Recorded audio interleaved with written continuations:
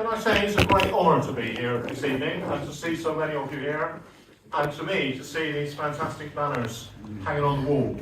And it's a real shame that we were not able to get the Somerset Miners banner here tonight. It is in the Radstock Museum. If any of you are in Radstock and you'd like to go into the Miners Museum in Radstock, you can see the banner there in all its glory. It has a nice picture of Somerset on it, and as Dave says, you know, there's not very many people now that realise that in the rolling Somerset Hills were hundreds and hundreds of people working a mile or more underground, getting coal out of that really difficult environment. Because in Somerset, a lot of the seams were really small, they were really narrow, they were really broken. Some of the seams were like that high, so people were bent double hewing coal.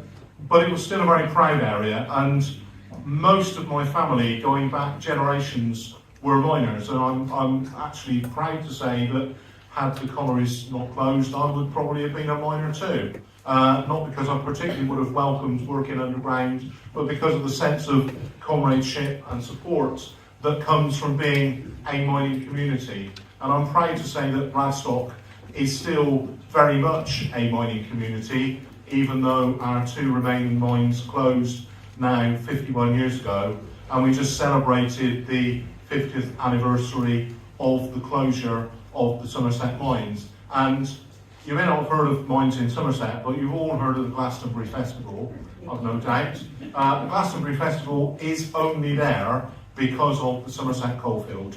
Michael Eavis worked in a Somerset colliery to save his farm from closure. He would get up in the morning, go down the pit, come back in the afternoon and milk his cows. And he claims, he's quite happy to say, that his farm would have gone and there would have been no Glastonbury Festival without the Somerset coalfield. He is now president of the Somerset Miners Association, which still goes. They meet regularly.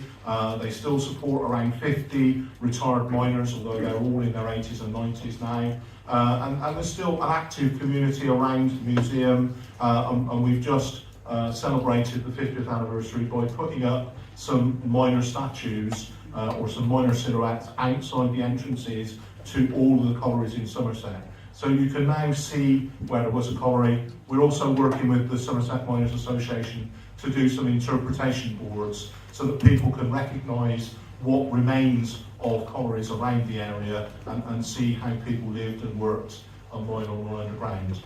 My dad was the Lord Secretary in Somerset. He was a proud NUM rep. I was very proud of my dad. Dave organised a fantastic event, what was it, Dave, 25 years ago or more, where there was basically everyone who'd been anybody from the NUM came along. There were some people from the National Coal Board as well. They've been forgiven by then. And it was amazing. My dad, this was so proud for me. My dad knew every General Secretary by name, and they knew him by name. And they all came up and said, "Wow, Rex, how are you? How long ago is it since we saw you?" That made me so proud. Now I'm a National Executive Committee member of my own union, and my General Secretary does the same thing to me. But as a little boy, you know, like 11 years old, seeing your father recognised by people that I saw on the television every day was incredible. My dad led the strike in Somerset in 1972, as Dave said. Unfortunately, I think he was probably one of the reasons why the strike in 1984 was so long and difficult, because the Tory government learnt from the tactics that the NUM successfully deployed in 1972, principally flying pickets. My dad was one of the original flying picket organisers. He spent a significant amount of the strike organising and delivering picketing in all the tiny little ports and railway halts that the coal board was trying to smuggle coal in. They would get a phone call to say, there's a little ship coming in with a couple of 100 tons of coal, it's landing on this little slip somewhere, and they would be met by a flying picket organised by my dad. So I didn't see him for weeks on end because he was up even earlier than when he went to pit. to go and be a flying picket or organise a flying picket and then come back again. And then his afternoons and evenings were spent being aggressively interviewed on the television or aggressively interviewed on the radio, because of course there were power cuts and he was responsible for that. It wasn't the Cold War or the government that was responsible for that. So I was at school and my schoolmates were forever saying, "We didn't have any power last night, that's your fault, that's your dad's fault, I saw him on the television." And so I was able to educate them about what trade unions were and why it was important that communities stood together.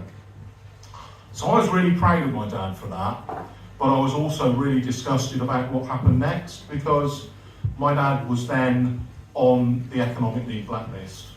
My dad, when he was made redundant, aged 55, was a really skilled and talented electrician, and he went for loads and loads of jobs, got loads and loads of jobs, spent about a fortnight in work, and then the boss would tap him on the shoulder and go, "Sorry Rex, we got to let you go."